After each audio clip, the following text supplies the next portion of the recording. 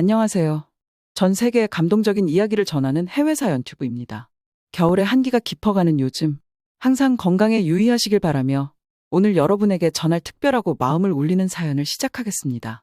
김연아 때문에 아사다마오가 금메달을 못 딴 거야. 너는 어떻게 한국 사람을 좋아할 수 있니? 일본의 주택에서 할아버지가 손녀한테 미친 듯이 소리를 지르고 있는데요. 왜 이렇게 화가 나신 걸까요? 안녕하세요.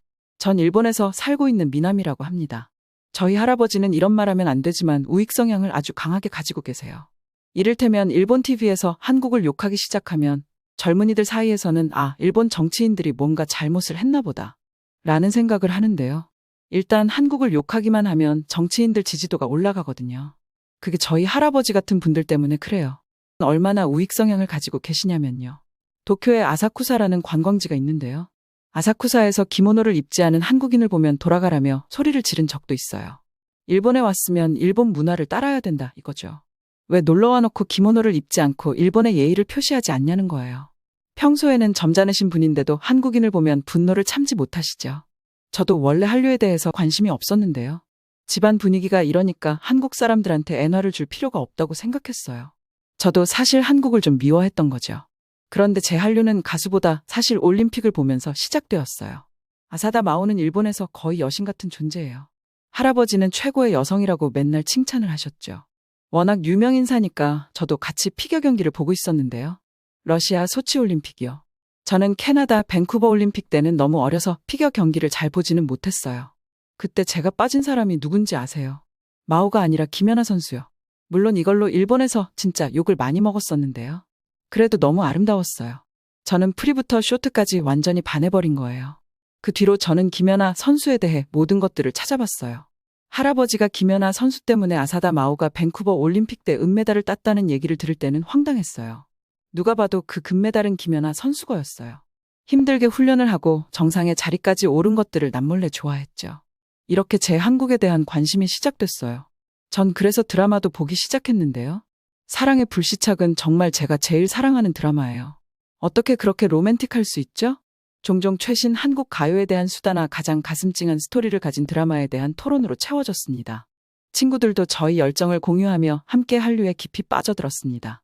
사실 친구들 대다수가 한국을 너무 좋아했어요. 제 주변에 일본 가수를 좋아하는 친구들은 거의 없었어요. 저는 한국 가수들이 한국보다 도쿄에서 콘서트를 많이 한다는 사실이 너무 신이 났어요. 한국어 회화를 연습하고 한국 음식을 먹어보고 언젠가 서울을 방문하는 꿈을 꾸기도 했습니다. 얼마 전에는 이런 사건도 있었어요. 도쿄에는 시노오쿠보라는 코리아타운이 있는데요. 교촌치킨도 있고 엽기 떡볶이 같은 한국 음식들이 가득한 곳이에요. 물론 한국 가수들의 음반도 당연히 팔고요.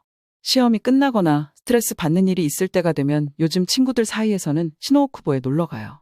신주쿠보다도 더 재밌는 곳이 시노오쿠보라고 생각하시면 돼요. 음식도 신기하고 매운 것들을 먹으면 스트레스가 풀리거든요. 할아버지네 집이 그 근처긴 한데요. 할아버지가 가장 싫어하는 장소가 시노오쿠보예요. 전 시노오쿠보에서 친구들과 신나게 놀다가 할아버지를 만났어요. 변명을 하려고 했지만 이미 제 손에는 할아버지가 가장 싫어하는 한국 가수들의 CD가 들려 있었죠. 할아버지는 제 손목을 잡고 집으로 들어오셨어요. 그리고 부모님은 미친 듯이 혼인하셨죠.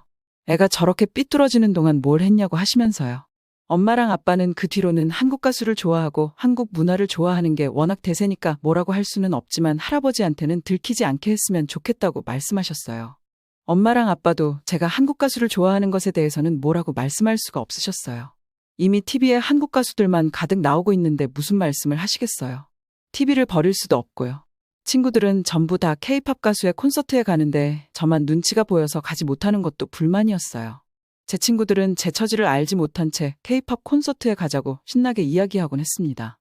친구들은 K-팝 마니아로 알려진 제가 왜 함께 가기를 주저하는지 이해할 수 없었습니다. 저는 모든 것들을 몰래 했죠. 콘서트에 가고 한국 음식을 먹는 것들 말이에요. 이상하게 할아버지가 하지 말라고 할수록 전 더 한국 가수들이 끌렸어요. 저는 얼마 전에 입시가 끝났는데요. 제 인생 최대의 일탈을 꿈꾸게 되었어요. 바로 할아버지 몰래 한국 비행기표를 끊었어요. 물론 할아버지는 제가 이렇게 한국에 진심인지 모르셨죠. 비행기에서 내리자 시원하고 상쾌한 서울의 공기가 저를 맞이했습니다. 저는 사실 좀 충격받았어요. 물론 한국 가수들을 좋아하지만 한국이 일본보다 더 발전된 형태가 있을 거라고는 생각도 못했거든요. 한국 공항 규모가 엄청났어요. 백화점보다 더 컸어요. 한국 편의점에 처음 들어섰을 때 저는 활기찬 분위기와 다양한 종류의 상품에 즉시 매료되었습니다. 저는 일본 편의점을 이길 곳이 없다고 생각했는데 한국이 조만간 일본 편의점을 따라잡겠구나 싶었어요. 편의점에는 호빵부터 군고구마, 치킨까지 팔고 있었어요. 통로를 걷다 보니 다양한 제품에 놀랐습니다. 진열대에는 알록달록한 스낵이 진열되어 있었는데 그중에는 익숙한 것도 있고 전혀 생소한 것도 많았습니다. 매운 맛부터 해산물 맛까지 라면의 종류만 해도 놀라울 정도로 다양했고 각 라면마다 독특한 맛의 경험을 약속했습니다. 저는 제가 알고 있는 기본적인 맛 외에 다른 맛이 궁금해서 몇 가지를 집어들었습니다. 냉장 섹션은 또 다른 즐거움이었습니다. 깔끔하게 정돈된 김밥, 주먹밥, 즉석식품이 줄줄이 진열된 것이 제 눈길을 사로잡았습니다. 한식부터 서양식 샌드위치와 샐러드까지 다양한 메뉴가 진열되어 있는 편의점에서 어떻게 한국에서는 편의점만으로 생활할 수 있는지 놀라웠습니다. 음료도 탄산음료와 물 외에도 다양한 음료가 있었습니다. 하지만 정말 놀라웠던 것은 매장 주변의 문화였습니다. 사람들은 쇼핑만 하는 것이 아니라 매장 안팎의 작은 테이블에 앉아 식사와 음료를 즐기고 있었습니다. 마치 친구들이 만나고 직장인들이 휴식을 취하고 학생들이 간식을 먹으며 시간을 보내는 커뮤니티 허브와도 같았습니다. 스낵과 음료, 즉석식품이 가득 담긴 바구니를 들고 카운터로 향하는 동안 저는 이 매장이 한국의 역동적이고 혁신적인 정신을 어떻게 반영하고 있는지 생각하지 않을 수 없었습니다. 전통과 현대가 조화를 이룬 편의점은 매혹적이면서도 유쾌한 한국의 일상을 엿볼 수 있는 곳이었죠. 그리고 제가 다음으로 향한 곳은 마트인데요. 딸기를 사러 가야 했어요. 일본 딸기보다 한국 딸기는 훨씬 더 저렴했거든요. 한국에 오면 꼭 딸기를 잔뜩 먹고 싶었어요. 동남아에 가면 망고를 먹는 것처럼요. 마트에 가자마자 김 같은 것들을 샀지만 딸기를 한 팩 사서 숙소에서 다 먹었어요. 이게 뭐가 대단하냐 싶겠지만 너무 행복했어요. 맛이 없는 딸기가 없었거든요. 이 가격에 이렇게 많은 딸기를 먹을 수 있다니 행복했어요. 다음 날 아침이 밝자마자 저는 경복궁으로 향했어요. 저는 경복궁 근처에서 한복을 빌려 입기로 했어요. 꼭 해보고 싶었거든요. 한복의 선명한 색감과 우아한 선은 마치 시간을 거슬러 한국의 유구한 역사의 한가운데로 들어온 듯한 느낌을 주었습니다. 궁궐 경내를 걷는 동안 한복의 하늘하늘한 치맛자락이 제 주위를 휘감으며 산들바람을 맞았습니다. 조금 춥긴 했지만 너무 예뻐서 이 정도는 참을 수 있었어요. 그리고 한복 위에 패딩을 입으면 되니까요. 할아버지 때문에 기모노를 자주 입었었는데 기모노보다 훨씬 더 편했어요. 보폭을 크게 해도 얼마든지 걸을 수가 있었거든요. 심지어 한복을 입으니까 경복궁 입장료가 무료였어요. 갑자기 할아버지가 아사쿠사에서 기모노를 입지 않는다고 소리 지른 것이 생각나서 시무룩해졌습니다. 그래도 한복을 입는 경험을 했다고 생각하니까 다시 기분이 괜찮아졌어요. 한복의 정교한 자수와 겹겹이 쌓인 옷감은 한복을 만드는 데 들어간 장인 정신과 예술성을 증명해 주었습니다. 이 전통 의상을 입으니 한국 문화에 대한 깊은 유대감이 느껴졌고 일반적인 관광 경험 이상의 몰입감을 느낄 수 있었습니다. 궁궐은 화려한 지붕과 아름다운 뜰이 있는 거대한 복합 건물로 숨이 멎을 듯 아름다웠습니다. 한 걸음 한 걸음 내디딜 때마다 과거로 거슬러 올라가며 같은 길을 걸었던 왕족들의 삶을 상상할 수 있었습니다. 조화로운 균형과 디테일에 대한 세심한 배려가 돋보이는 고대 건축물은 예술과 전통이 삶의 구조 속에 녹아있던 시대를 말해주고 있었습니다. 한복을 입은 다른 방문객들에게 둘러싸여 저는 동질감을 느꼈습니다. 우리는 모두 살아있는 전통에 참여하며 과거와 현재의 간극을 메우고 있었습니다. 각계각층, 세계 각지에서 온 사람들이 옷을 통해 한국의 유산을 포용하고 기념하는 모습을 보니 정말 기뻤습니다. 궁궐 정원은 또 다른 볼거리였습니다. 정원을 거닐며 담장 너머의 번잡한 도시와 대조되는 고요함과 자연의 아름다움에 감탄했습니다. 정원은 제 한복의 완벽한 배경이 되어주었고 매번 새로운 그림 같은 장면을 선사했습니다. 저는 궁궐과 정원의 아름다움뿐만 아니라 한복의 우아함까지 담아내기 위해 자주 멈춰서서 사진을 찍었습니다. 현지인과 동료 관광객 모두 전통 의상에 대해 칭찬을 아끼지 않았고 몇몇은 저와 함께 사진을 찍자고 요청하기도 했습니다. 저를 환영하고 감사하게 여기는 마음이 따뜻해지는 경험이었어요. 일본인이 왜 경복궁에 왔냐면서 소리를 지르는 사람들은 없었어요. 그런데 아쉬운 점이 있었습니다. 이전에는 경복궁이 훨씬 더 컸다고 하더라고요. 일본이 한국을 통치하면서 부셔버렸다고 하는데 왜 그랬을까요? 그냥 내버려두어도 됐을 텐데 말이에요. 다음 날 제 목적지는 굳이? 쉽겠지만 롯데월드 아이스링크장이었어요. 제가 한류를 좋아하기 시작한 게 김연아 선수라고 말씀드렸잖아요. 원래 동경하는 사람은 따라하고 싶은 게 마련이잖아요. 저도 한국의 스케이트장에 가고 싶었어요. 심지어 롯데월드 아이스링크장은 놀이공원 안에 있는 곳이잖아요. 크리스마스 분위기가 물씬 나더라고요. 좋은 선택이었다고 생각했어요. 기대감이 고조되는 것을 느끼며 스케이트 끈을 묶었습니다. 아이스링크는 화려한 조명과 신나는 음악으로 활기가 넘쳤습니다. 다양한 연령대의 사람들이 빙판 위를 누비고 있었고, 어떤 사람들은 군중 사이를 능숙하게 헤쳐나가고 있었고, 저처럼 조심스럽게 균형을 잡는 사람들도 있었습니다. 조금 춥긴 했지만 실내 링크장이어서 달리기 시작하니까 곧 괜찮아졌어요. 롯데월드 아이스링크에서 얼음 위를 미끄러지는 것은 짜릿하면서도 초현실적인 경험이었습니다.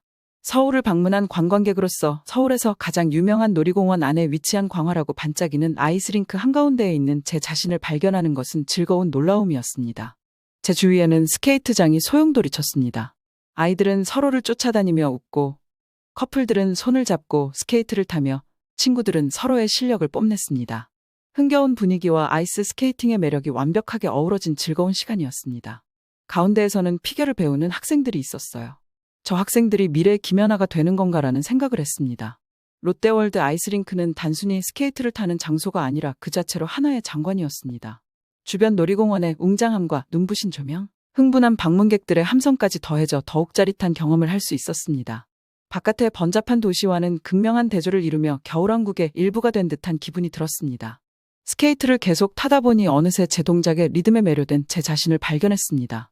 스피커를 통해 흘러나오는 음악이 제 걸음걸이에 맞춰지는 것 같았고, 잠시 동안 저는 마치 겨울과 즐거움을 축하하는 거대한 춤의 일부가 된 것 같았습니다. 잠시 휴식을 취하며 난간에 기대어 다른 사람들을 바라보며 풍경을 감상했습니다. 가족들은 사진을 찍고, 친구들은 핫초코를 흘리며 웃고, 스케이트장 직원들은 인파 속을 능숙하게 헤쳐나가며 모두의 안전을 지키고 있었습니다. 밤이 깊어지고 스케이트 끈을 풀면서 서울의 가장 상징적인 랜드마크의 밝은 조명 아래에서 들었던 웃음소리와 음악, 얼음 위를 미끄러지듯 달리는 느낌의 기억을 고스란히 간직하게 되었습니다. 마지막 날 저는 소박해 보이지만 한국적인 무언가를 찾아 헤매고 있었는데, 바로 제 마음을 사로잡은 포근한 양털 안감의 양말인 기모더신이었어요. 한국에서만 판매되는 이 특별한 양말을 찾기 위해 저는 활기찬 시장, 고풍스러운 상점, 번화한 쇼핑 지구를 돌아다녔습니다. 이 양말을 처음 본 것은 일본 만화 덕분인데요. 너무 따뜻해서 집안에서 벗을 수가 없다고 했어요. 특히 저희 집안은 할아버지가 예전에 사시던 집이라서 다다미 주택이거든요. 근데 이미 몸에 닿는 공기가 너무 찬데 그 부분만 따뜻하게 한다고 얼마나 추위가 가시겠어요. 코타츠 안에서 잠을 잘 수 있는 것도 아니고요. 게다가 제가 코타츠를 싫어하는 이유가 있어요. 저는 거기서 바퀴벌레가 사는 듯한 느낌이 들어요. 실제로 바퀴벌레를 몇 번 본 적도 있고요. 바퀴벌레가 다리를 기어다니는 느낌 아세요? 정말 끔찍해요. 저는 코타츠에도 안 들어가니까 얼마나 추운지 말로 할 수가 없어요. 저는 꼭 이 양말을 가족들한테 다 사가야 한다는 책임감이 있었어요. 구불구불한 거리를 헤집고 다니며 양말을 파는 모든 곳들을 돌아다녔는데요. 저는 수많은 노점을 돌아다니며 기모더신을 찾았지만 놀랍게도 기모더신을 찾기가 생각보다 쉽지 않았습니다. 완벽한 제품을 찾기로 결심한 저는 계속 찾아다녔습니다. 저는 서울의 최신 패션 트렌드가 살아 숨쉬는 유명한 쇼핑 지역인 동대문을 찾았습니다. 우뚝 솟은 쇼핑몰과 네온사인으로 가득한 거리는 압도적이면서도 흥미진진한 느낌을 주었습니다. 수많은 의류 및 액세서리 매장이 즐비한 쇼핑몰 중 한 곳에서 마침내 화려한 꽃무늬의 양말을 발견했어요. 작고 소박한 한 가게에는 기모더신 전용 코너가 따로 있었습니다. 귀여운 만화 캐릭터가 그려진 양말부터 한국의 전통 문양을 모티브로 한 양말까지 다양한 색상과 디자인의 양말이 진열되어 있었습니다. 제가 찾던 바로 그 양말이었어요. 판매하는 주인분은 의아해하면서 물어보셨어요. 요즘 일본 사람들이 이걸 많이 찾는데 무슨 일이 있냐고 하면서요. 저는 일본에서 요즘 유행이라고 말씀드렸어요. 일본은 바닥이 따뜻하지가 않으니까 발을 따뜻하게 할 필요가 있어서 유행하는 것 같다고 말씀드렸죠. 저는 할아버지를 위해서도 기모더신을 샀어요. 물론 한국 거라고 말씀을 드리지는 못하겠지만 말이에요. 저는 뿌듯함을 가지고 숙소에 들어가서 배달 음식을 시켰어요. 바로 시노오쿠보에서 자주 먹던 교촌치킨이었죠. 한국에서는 더 싼 가격에 먹을 수 있었어요. 저희는 망설임 없이 치킨을 시켰어요. 알고 있는 맛이라서 더 기대가 됐어요. 바삭하고 풍미 가득한 치킨에 다양한 소스를 입혀 먹는다는 생각에 도착했을 때부터 기대가 컸습니다. 드디어 그 순간이 왔습니다. 배달은 아주 빠르게 왔어요. 배달원이 저희 숙소까지 무사히 가져다 줬고 일본 카드를 썼는데도 계산이 잘 됐어요. 저희는 허니콤보와 레드콤보를 주문했는데 보기만 해도 군침이 돌기 시작했습니다. 마늘은 일본에서 먹으면 그냥 그런데 한국에서 먹으면 왜 이렇게 맛이 있는지 모르겠어요. 정말 인천공항에 도착하는 순간부터 완벽한 여행이었다고 생각했어요. 일본에 도착해서 기모더 씬을 가족들한테 하나씩 선물로 드렸는데요. 할아버지가 꽃무늬 덧신을 신고 있는 모습은 조금 웃겼어요. 사실 가족들이랑 얘기를 하다가 나중에 이게 한국 제품이라는 걸 들켰는데요. 할아버지는 한국 제품이라는 걸 알고도 벗지 못하셨어요. 왜냐면 집이 정말 말도 못할 정도로 추웠거든요. 오늘의 첫 번째 사연은 여기까지입니다. 날씨가 많이 쌀쌀해졌으니 건강에 유의하세요. 여러분의 구독, 좋아요, 알람 설정은 저희에게 큰 힘이 됩니다. 그럼 이제 두 번째 사연으로 넘어가 보겠습니다. 여러분의 따뜻한 마음이 이 사연에도 잘 전달되길 바랍니다. 한국에 오는 게 아니었어. 내가 한국에 오기만 하면 전쟁이 나는 거니? 결국 다 폐허가 되는 걸 내 눈으로 봐야 하는 거야? 한국의 카페에서 사이렌 소리가 울려 펴지고 있습니다. 튀르키예 사람인 여성과 할아버지는 멘붕에 빠진 듯 소리를 지르고 있는데요. 할아버지는 왜 이러시는 걸까요? 안녕하세요. 저는 지금 연세대학교에서 석사학위를 준비하고 있는 튀르키예인 카야라고 합니다. 아직도 많은 분들이 저희 나라를 터키라고 부르지만 공식 명칭은 튀르키예가 맞아요. 제가 한국으로 유학을 오게 된 이유는 할아버지 덕분이에요. 저희 할아버지는 한국군 참전군이시거든요. 전쟁의 후유증 때문에 많이 힘들어하셨지만 본인이 군인으로서 다른 나라를 도왔다는 것에 대해 큰 자부심을 가지고 있어요. 저는 항상 할아버지의 이야기에 매료되었습니다. 어린 시절부터 저는 할아버지의 발치에 앉아 할아버지가 한국전쟁에 참전했던 시절을 이야기하는 것을 열심히 듣곤 했습니다. 그 이야기는 단순한 전투 이야기가 아니라 용기와 회복력, 머나먼 조국에 대한 무언의 사랑에 대한 이야기였습니다. 젊은 시절 건장한 체격의 할아버지는 한국에서 용감하게 싸웠던 튀르키예 여단의 일원이었습니다. 그는 전쟁의 가혹한 현실과 병사들 간의 전우애, 상실의 아픔에 대해 이야기했습니다. 하지만 그런 역경 속에서도 그는 한국 이야기만 나오면 눈을 빛냈습니다. 한국은 그가 사랑하게 된 나라였고 그의 영혼에 지울 수 없는 흔적을 남긴 곳이었기 때문입니다. 한국의 이야기들은 제 마음속에 뿌리를 내렸습니다. 이 이야기들은 저의 세계관과 포부를 형성하며 정체성의 일부가 되었습니다. 저는 할아버지의 용기와 확고한 사명감을 존경했습니다. 하지만 이따금씩은 의문을 가지기도 했어요. 할아버지가 왜 이렇게까지 한국에 대한 애정을 가지고 있을까 말이에요. 그리고 솔직히 지겨울 때도 있었어요. 이미 지나간 이야기를 왜 이렇게까지 하나 말이에요. 그렇잖아요. 매일 같은 얘기만 듣는다고 생각해보세요. 호기심은 결국 한국에서 더 공부하고 싶다는 생각으로 이어졌습니다. 튀르키예에서 학사학위를 마친 후 저는 연세대학교 기계공학과 석사과정에 지원했어요. 한국행을 결정한 것은 단순한 학문적 선택이 아니라 할아버지의 발자취를 따라 할아버지가 그토록 애틋하게 말씀하셨던 이 땅을 직접 보고 경험하기 위한 탐구이기도 했습니다. 서울에 도착하자마자 저는 놀랐어요. 할아버지가 말했던 곳과는 완전히 딴판이었거든요. 한국이 그 사이에 많이 발전했다는 건 알지만 이 정도일 거라고는 생각도 못했어요. 튀르키예의 가장 발달한 도시도 절대 이 정도는 아니었거든요. 도시의 활기차고 역동적인 모습에 압도당했습니다. 우뚝 솟은 고층 빌딩과 북적이는 거리, 전통과 현대 문화가 어우러진 모습은 할아버지가 들려주던 전쟁으로 폐허가 된 이미지와는 전혀 다른 모습이었죠. 하지만 저는 이 새로운 곳을 제가 사랑할 것이라는 것을 알았어요. 저는 의욕적으로 학업과 한국에서의 새로운 삶에 몸을 던졌습니다. 저는 도시를 탐험하고 언어를 배우고 한국 문화에 푹 빠져들었습니다. 길모퉁이마다, 유적지마다, 만나는 현지인마다 한국과 할아버지의 경험에 대한 이해의 층위가 더해졌습니다. 연세대학교에서의 첫 몇 주는 새로운 경험의 소용돌이였습니다. 저는 학업에 몰두하면서도 여가 시간에는 서울의 구불구불한 거리를 탐험하고 다양한 음식을 맛보고 풍부한 문화에 흠뻑 빠져들었습니다. 저는 서울이 급속한 현대화와 역사와 전통에 대한 깊은 경외심 사이에서 균형을 이루는 모습에 감탄했습니다. 저는 종종 할아버지를 떠올리며 이국 땅에서 젊은 군인이었던 할아버지의 삶이 어땠을지 상상했습니다. 할아버지가 걸었던 거리가 여전히 존재하는지, 할아버지가 만난 사람들이 자신을 도와주러 온 외국 군인들을 기억하고 있는지 궁금해했습니다. 이러한 생각은 서울에서 새로운 삶을 살아가는 동안 끊임없이 저를 따라다녔습니다. 저는 한국 사람들과의 교류를 통해 한국을 이해하는 데 새로운 차원을 더했습니다. 저는 한국인의 몸짓에서 따뜻함과 친절을 느꼈고 튀르키예의 고향을 떠올렸어요. 한국 사람들은 어떻게 오게 됐냐고 물어봤어요. 저는 그럴 때마다 할아버지 이야기를 했는데요. 그러면 형제의 나라라고 말해주던 사람들의 눈빛이 바뀌었어요. 외국에서 할아버지를 인정받는 기분은 나쁘지 않았죠.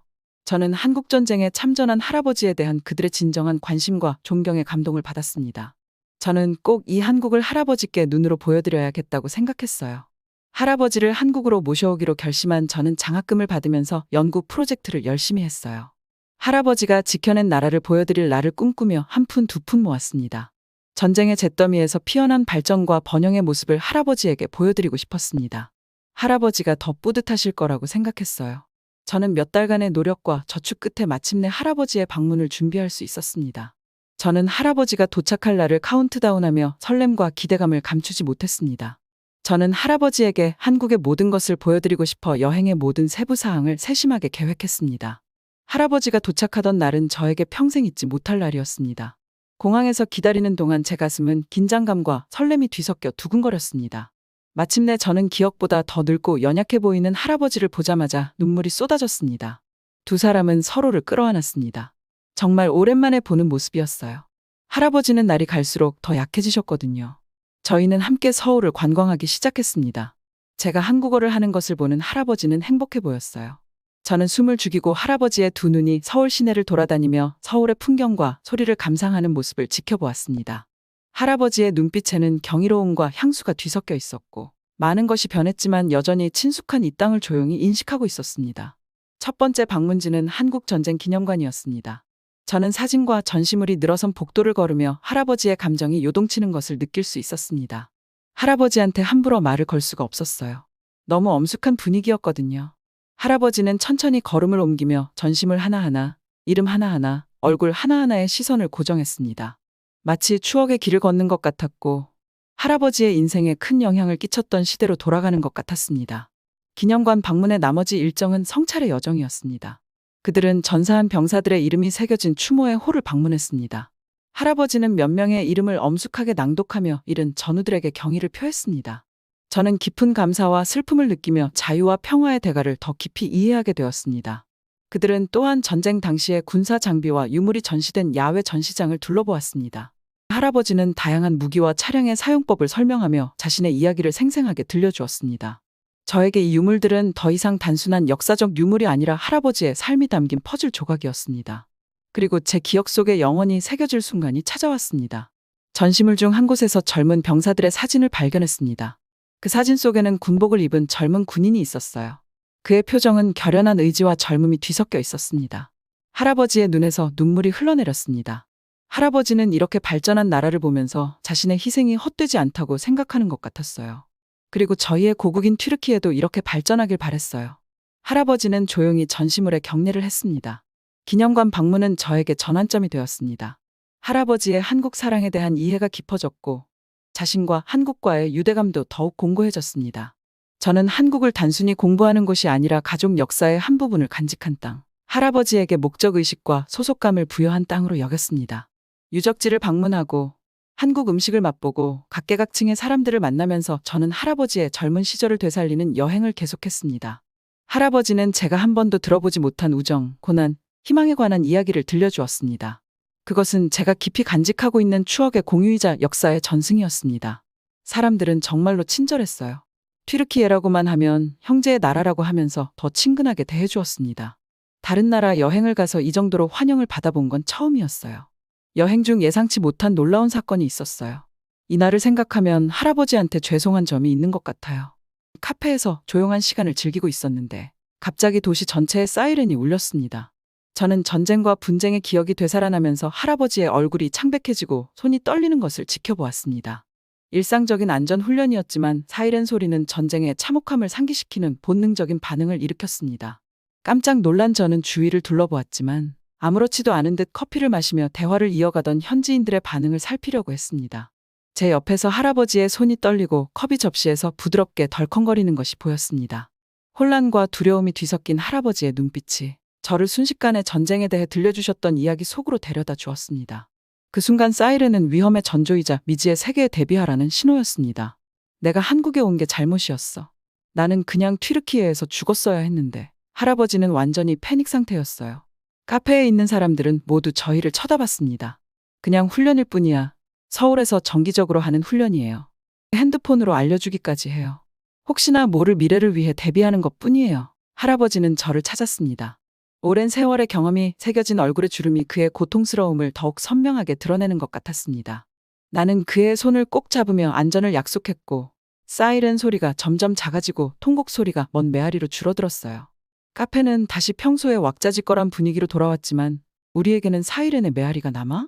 할아버지의 내면에 남아있는 과거를 극명하게 상기시켜 주었습니다. 이 사건은 저에게 깊은 인상을 남겼습니다.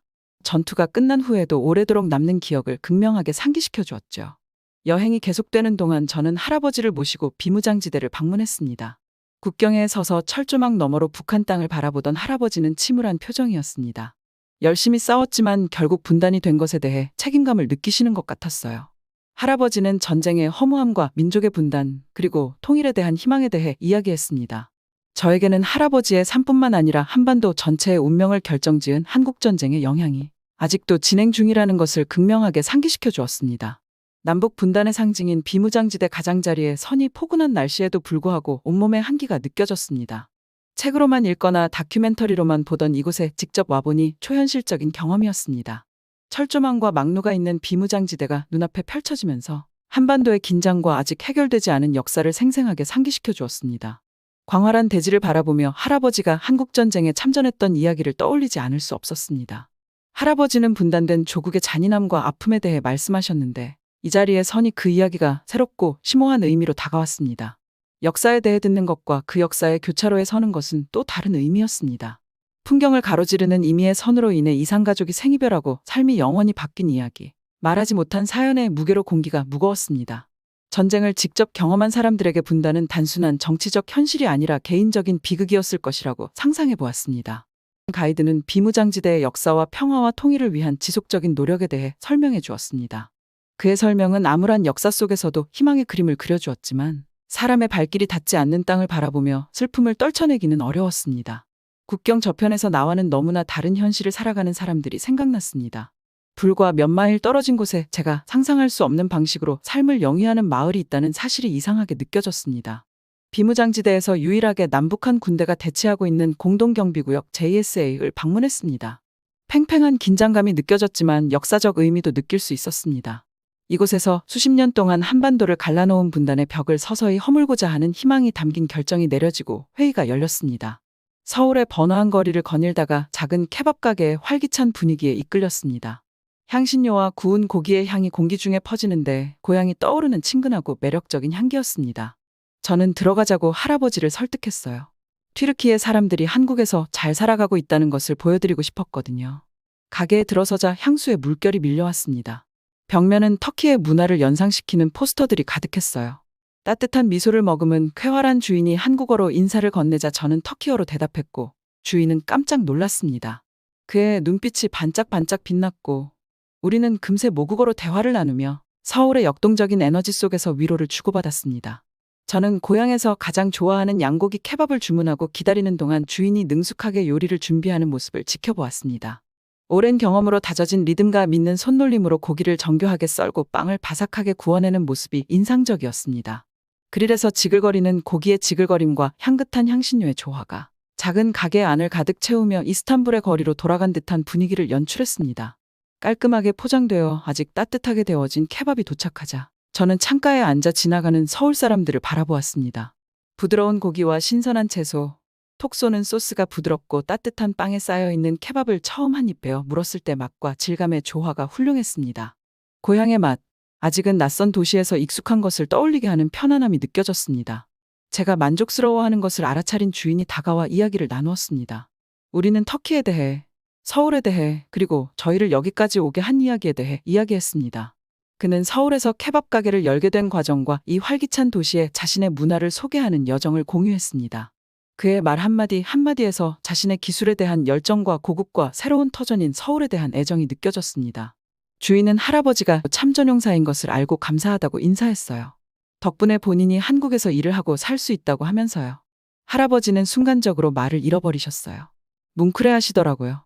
계산을 하고 나가려고 하는데 주인은 돈을 받지 않겠다고 했어요. 이 정도로 감사를 표현할 수는 없겠지만 과거에 대해 감사하다고요. 할아버지는 자기보다 어린 사람한테 계산을 하게 할 수 없다면서 돈을 내려놓고 나오셨어요. 실랑이를 했지만 마음은 즐거웠어요. 돈은 결국 내고 나왔습니다. 이 여정은 제가 자신의 한국 생활 경험을 공유할 수 있는 시간이기도 했습니다. 저는 할아버지를 대학에 데려가 친구들과 교수들을 소개하고 현대 한국의 기술 발전과 문화적 풍요로움을 보여드렸습니다. 할아버지는 자신이 기억하는 전쟁으로 폐허가 된 나라와는 극명하게 대비되는 활기차고 미래지향적인 한국의 모습을 보았습니다. 한국에서의 시간이 끝나갈 무렵 저와 할아버지는 여정을 되돌아보았습니다. 그들은 할아버지의 과거를 돌아보는 것은 물론 새로운 추억을 함께 만들었습니다. 저에게 이번 여행은 할아버지의 경험뿐만 아니라 전쟁의 복잡성과 인간 정신의 회복력에 대한 발견의 여정이었습니다. 한국에서의 마지막 밤은 서울이 내려다 보이는 조용한 언덕에서 보냈습니다. 평화와 발전의 상징인 도시의 불빛이 아래에서 반짝였습니다. 이들은 미래와 전쟁 없는 세상에 대한 희망, 그리고 과거를 기억하는 것의 중요성에 대해 이야기했습니다. 튀르키예로 돌아가는 비행기에 할아버지를 보내고 이 여정이 저를 변화시켰다는 것을 깨달았습니다. 그들은 서로에 대해, 가족사에 대해, 그리고 고난의 시기에 형성된 개인과 국가 간에 지울 수 없는 유대에 대해 더 깊이 이해하고 돌아왔습니다. 아마 제가 한국에 오지 않았더라면, 할아버지를 한국에 모시고 오지 않았더라면 왜 할아버지가 이렇게 한국을 기억하고 있는지 이해할 수 없었을 거예요. 할아버지는 정말 젊음을 아주 비극적인 사건에 바친 거니까요. 자기를 희생해서 말이에요. 할아버지를 이해할 수 있게 되었습니다. 다른 가족들도 할아버지를 모시고 한국에 다시 왔으면 좋겠어요. 더 맛있는 것을 드리고 더 좋은 것을 해드릴 수 있을 것 같아요. 그럼 다음 사연으로 넘어가 보겠습니다. 딸 같아서 그래 딸 같아서. 괜찮아요. 여기 한국에 있는 헬스장에서 아주머니들이 미국인 여성을 둘러싸고 곤란하게 만들고 있는데요. 도대체 이 아주머니들은 무슨 일로 이 여성을 붙잡아두고 있는 걸까요? 안녕하세요. 저는 미국에서 컴퓨터공학과를 졸업하고 소프트웨어 개발자로 일하고 있는 크리스틴이라고 합니다. 저는 대학 때부터 열심히 공부해서 실리콘밸리에 있는 스타트업 기업에 빠르게 입사했어요. 공부도 잘하는 편이었고 인간관계도 좋았지만 저에겐 해결할 수 없는 한 가지 고민이 있었어요. 바로 비만이었죠. 앉아서 생활하는 습관으로 인해 체중 증가로 어려움을 겪었습니다. 저는 간헐적 단식을 시도하고 있기 때문에 아침 식사를 거르고 진한 커피 한 잔으로 하루를 시작합니다. 물론 맨날 시도만 하긴 해요. 듀얼 모니터 앞에 앉아 알고리즘과 코드의 세계로 뛰어듭니다. 회사를 위한 새로운 소프트웨어를 개발하다 보면 시간이 금방 지나갑니다. 이 작업은 성취감을 주지만 하루의 대부분을 신체적으로 활동하지 않는 경우가 많습니다. 심지어 구내식당의 메뉴들은 지긋지긋했어요. 저는 점심은 샐러드를 먹고 간식을 입에 달고 살았어요. 살이 빠질 수 있었겠어요? 저녁에는 산책을 하고 싶었지만 미국의 안전을 생각하면 그러기 어려웠어요. 건물 내 헬스장에 있는 러닝머신에서 잠깐씩 운동을 하려고 노력은 했어요. 하지만 헬스장에 다닌다고 해서 살이 빠지지는 않았어요. 제가 다니는 헬스장에는 저를 도와주는 사람이 없었어요. 다들 너무 고수들이었어요. 저는 위축됐습니다. 다들 너무 운동을 잘하는 분위기였어요. 그래서 운동에 흥미를 가지지 못했어요. 헬스장에 이렇게 쓴 돈이 얼마인지 상상도 못했어요. 그렇다고 PT를 받기에는 너무 비싸서 엄두를 내지 못했어요. 미국의 물가는 상상 이상이니까요. 그러던 중 저는 당황스러운 소식을 들었는데요. 1년만 한국지사의 주재원으로 가라는 얘기였어요. 결혼을 안 한 사람을 보내야 숙식이나 교육비가 적게 드는 걸 아는 회사의 선택이었죠. 그렇지만 저희 팀을 위해서 제가 가는 것도 맞았어요. 다른 것보다 저는 주재원에 선정됐을 때 걱정이 많았습니다. 한국 사람들은 정말 말랐거든요. 환경이 변해서 스트레스를 많이 받아서 살이 더 찔까봐 걱정이 많았어요. 전 스트레스를 받으면 살이 찌는 타입이었거든요. 한국으로 향하는 짐을 싸면서 기술 혁신의 진원지이자 제 안식처였던 실리콘밸리를 떠나 서울에서 새로운 삶을 시작해야 한다는 현실이 다가왔습니다. 한국으로 향하는 긴 비행시간은 제 앞에 놓인 일을 생각할 충분한 시간을 주었습니다. 전혀 모르는 나라로 간다는 사실이 놀랍긴 했어요. 인천국제공항에 착륙하면서 저는 한국의 효율성과 기술력을 처음 접했어요. 공항은 제가 익숙했던 혼란스러움과는 거리가 먼 현대성과 체계성의 상징이었습니다. 정밀함과 혁신의 자부심을 가진 사회를 처음으로 엿볼 수 있었고 소프트웨어 개발자인 저에게는 깊은 공감을 불러일으켰습니다. 모든 것들이 자동화가 되어 있어서 흥미로운 나라라는 생각이 들었어요. 서울 거리를 돌아다니는 것 자체가 하나의 경험이었습니다. 서울은 전통과 현대가 조화롭게 어우러진 도시였고 고층 빌딩 사이로 고궁이 당당히 서 있었습니다. 사택으로 향하는 길에 도시의 에너지가 느껴졌습니다. 서울에서의 첫 며칠은 서울의 첨단 인프라의 경외감을 느끼며 보냈습니다. 특히 지하철 시스템은 저를 놀라게 했습니다. 청결함이나 효율성뿐만 아니라 기술이 일상생활에 자연스럽게 녹아든 모습에 놀랐습니다. 디지털 스크린을 통해 실시간으로 업데이트가 제공되었고 전체 시스템이 기름칠이 잘 된 기계처럼 작동하는 모습은 미국에 있을 때와는 완전히 대조적이었습니다. 하지만 제 눈길을 사로잡은 것은 기술적인 발전만이 아니었습니다. 바로 사람들이었습니다. 서울의 거리는 각계각층의 사람들로 가득 차 있었고 각자의 개성으로 서울의 역동적인 문화에 기여하고 있었습니다. 그리고 역시 한국 사람들은 정말 말랐었어요. 살찐 사람들을 찾기가 힘들었어요. 처음 서울에 부임했을 때 제 일상에 미묘하지만 큰 영향을 미친 변화 중 하나는 회사 구내식당에서 식사를 하는 것이었습니다. 실리콘밸리에서는 근처 패스트푸드점에서 음식을 사서 먹거나 회사 구내식당에서 매일 햄버거나 기름진 정크푸드를 먹어야 했는데요. 하지만 한국에서 저는 구내식당이라는 새로운 세계를 발견했어요. 이는 놀랍게도 제 체중 감량 여정에 큰 도움이 되었습니다. 매일 밝고 깨끗한 구내식당에 들어서면 다채롭고 건강한 식단이 저를 맞이했습니다. 미국에서 먹던 칼로리 높은 가공식품과는 전혀 다른 식단이었습니다. 이곳에서는 다양한 채소, 저지방 단백질, 통곡물 등 신선하고 균형 잡힌 식단에 중점을 두었습니다. 매일 먹는 식사에 이렇게 세심한 배려와 정성을 기울이는 것을 보고 놀랐습니다. 처음에는 이 새로운 식단에 제 몸이 어떻게 반응할지 몰라 조심스러웠습니다. 하지만 며칠이 지나고 몇 주가 지나면서 서서히 변화를 느꼈습니다. 식후에 자주 느꼈던 더부룩함이 사라지고 포만감이 있었어요.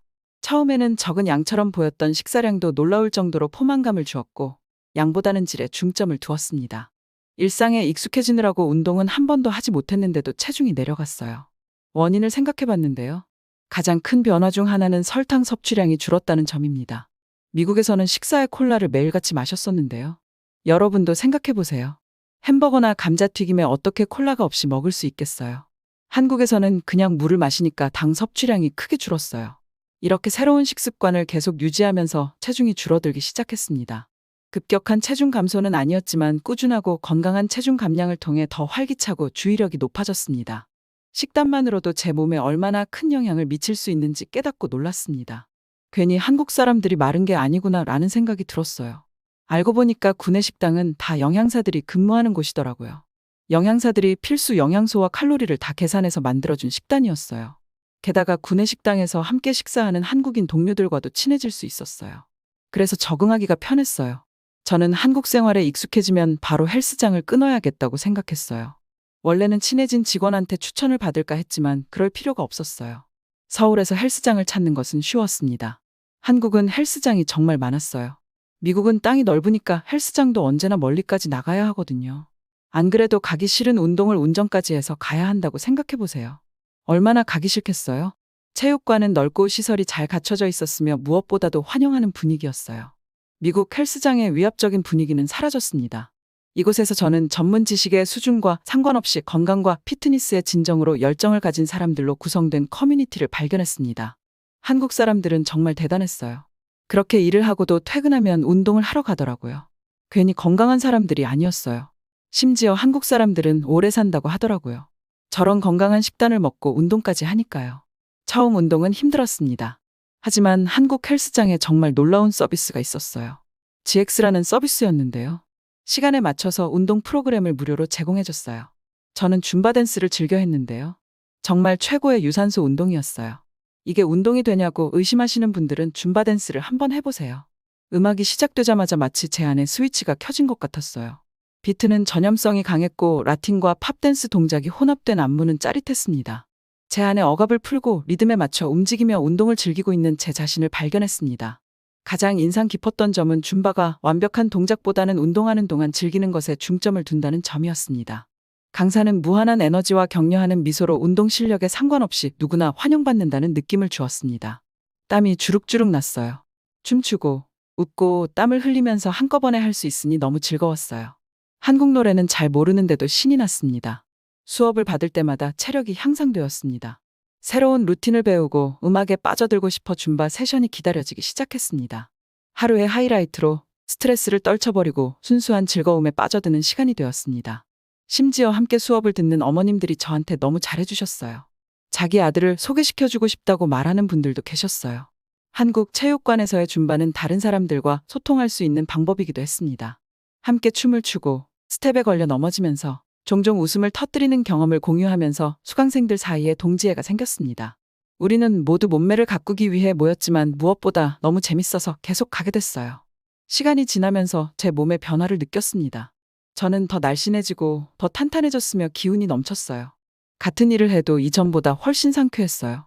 하지만 가장 중요한 변화는 운동에 대한 제 태도였습니다. 줌바를 통해 운동이 고된 일이 아니라 움직임과 음악, 커뮤니티를 즐기는 축제가 될 수 있다는 것을 깨달았죠. 하지만 가장 큰 차이점은 한국에서 찾은 건강에 대한 총체적인 접근 방식이었습니다. 단순히 역기를 들거나 러닝머신에서 뛰는 것이 아니라 전반적인 건강에 대한 접근 방식이었죠. 이러한 철학은 사우나와 휴식 공간, 격렬한 운동 후 회복하고 사색할 수 있는 공간 등 체육관 시설에서도 잘 드러났습니다. 며칠이 지나고 몇 주가 지나자 저는 체격뿐만 아니라 전반적인 건강에도 변화가 생기기 시작했습니다. 헬스장은 단순히 운동만 하는 곳이 아니라 일의 스트레스에서 벗어나 저 자신에게 집중할 수 있는 안식처가 되었습니다. 미국에서 그렇게 돈을 썼는데도 취미를 붙이지 못했던 운동이 이렇게 한국에 오는 것만으로도 해결되다니 정말 신기했어요. 저는 자신감도 붙었어요. 외모도 가꾸기 시작했습니다. 하지만 한국에서의 여정은 단순히 체력 단련에만 국한된 것이 아니었습니다. 음식은 정말 환상적이었어요. 건강하고 맛있고 포만감을 주는 음식이었죠. 점차 고칼로리 미국식 식단을 한식으로 바꾸어 나갔고 그 결과는 분명했습니다. 체중이 줄었을 뿐만 아니라 피부도 좋아졌어요. 여드름과 이별을 했어요. 도시의 안전도 눈에 띄는 또 다른 측면이었습니다. 밤늦은 시간에도 서울 거리를 걷다 보니 낯설지 않은 안정감을 느낄 수 있었습니다. 도시는 조명이 밝았고 경찰이 눈에 잘 띄어 주민과 방문객의 안전을 보장하고 있었습니다. 저는 날이 좋은 날에는 러닝클럽도 가입해서 뛰기 시작했어요. 이렇게 운동을 하기 시작하니까 평생 고질병이었던 허리가 덜 아팠어요. 하지만 무엇보다 제 마음을 사로잡은 것은 한국 사람들의 따뜻함이었습니다. 언어의 장벽에도 불구하고 한국 사람들은 믿을 수 없을 정도로 친절하고 도움을 주었습니다.